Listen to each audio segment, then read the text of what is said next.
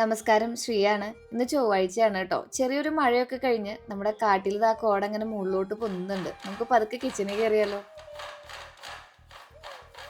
ഇന്ന് നല്ലൊരു മടി പിടിച്ച ദിവസമായിരുന്നു കേട്ടോ. ഒരു വെടിക്ക് രണ്ട് പക്ഷി എന്നുള്ള പോലെ കാലത്തെ സ്നാക്കും ഉച്ചക്കലത്തെ ലഞ്ചും കൂടെ നമുക്ക് ഒരു രീതിയിൽ പാക്ക് ചെയ്യാന്ന് വിചാരിച്ചു. അതായത് അടിയും കൊഴുക്കട്ടയാണ് ഞാൻ ഉദ്ദേശിച്ചത്.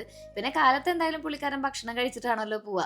ഈ ഒരു പരിപാടി ആവുമ്പോൾ അടക്കി കുഴച്ച മാവിൽ തന്നെ നമുക്ക് കൊഴുക്കട്ട ഉണ്ടാക്കാം. കൊഴുക്കട്ടയിൽ വെച്ച നമ്മുടെ ഫില്ലിങ്സ് തന്നെ അടയുടെ ഉള്ളിൽ നിറയ്ക്കുകയും ചെയ്യാം. എങ്ങനെയുണ്ട് ഐഡിയ?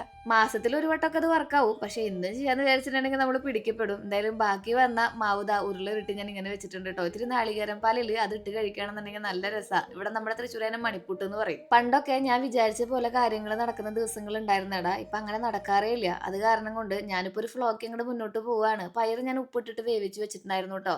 ഇവിടെ അടുത്തുള്ള ഒരു കടയിൽ ആ ചേച്ചി പയറിങ്ങനെ നന്നാക്കി വെച്ചിട്ടുണ്ടായിരുന്നു. അത് കണ്ടപ്പോൾ ഞാൻ അന്തവും കുന്തവും നോക്കാണ്ട് ഇങ്ങ് മേടിച്ചുകൊണ്ട് പോന്നു. നല്ല മണിപ്പയർ. അതാണ് നമ്മളിന്ന് കറി വയ്ക്കാൻ പോണത് കേട്ടോ.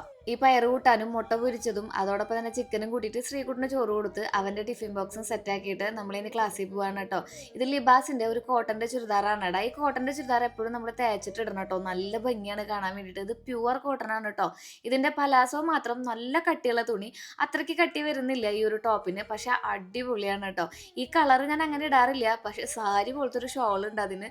നമുക്ക് തട്ടൊക്കെ ആയിട്ട് ഇടാൻ അടിപൊളിയാണ്.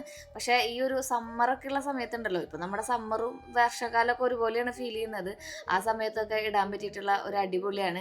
ഈ പലാസോ നമുക്ക് വേണമെങ്കിൽ ഒരു ടോപ്പിന്റെ ഒപ്പം വേണമെങ്കിൽ പെയർ ചെയ്യാം കേട്ടോ. അത്രയും കട്ടിയുള്ള ഒരു ജീൻസ് പോലത്തെ മെറ്റീരിയലാണ് വരുന്നത്. ഞാൻ എന്തായാലും പ്രൊഡക്റ്റ് ടാഗ് ചെയ്ത് കൊടുക്കാം. ഇത് സൗക്കിന്റെ ആണ് ബാഗ്. എല്ലാവരും ചോദിക്കാറുണ്ട്, ശ്രീ ഇത് എവിടുന്ന് ഈ ബാഗ് മേടിച്ചത്? ഞാൻ ഓൺലൈൻ മേടിച്ചതാണടാ. ഞാൻ മുമ്പും കാണിച്ചിട്ടുണ്ട് അതിനെ പറ്റി. അതാവുമ്പോൾ എൻ്റെ എല്ലാ അൽത്തുകൊളുത്ത സംഭവങ്ങളും അതിൽ സെറ്റ് ആവും. ഇന്ന് നമുക്ക് ടോങ്സ് പിടിക്കില്ലായിരുന്നു. അപ്പോൾ ഞാനത് കുറച്ച് കേൾ ചെയ്യാനൊക്കെ പഠിച്ചു വെച്ചിട്ടുണ്ട്.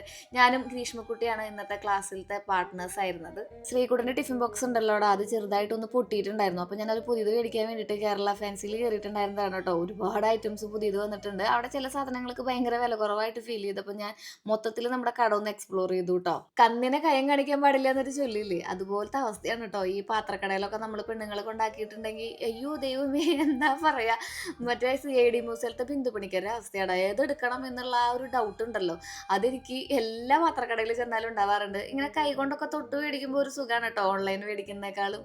ഇപ്പൊ മനസ്സിലായില്ലേടാ എന്റെ ദിവസങ്ങൾ ഇത്രയും ചുരുങ്ങുന്നതിന്റെ കാരണം എന്താന്ന്? ഇതൊക്കെ തന്നെ.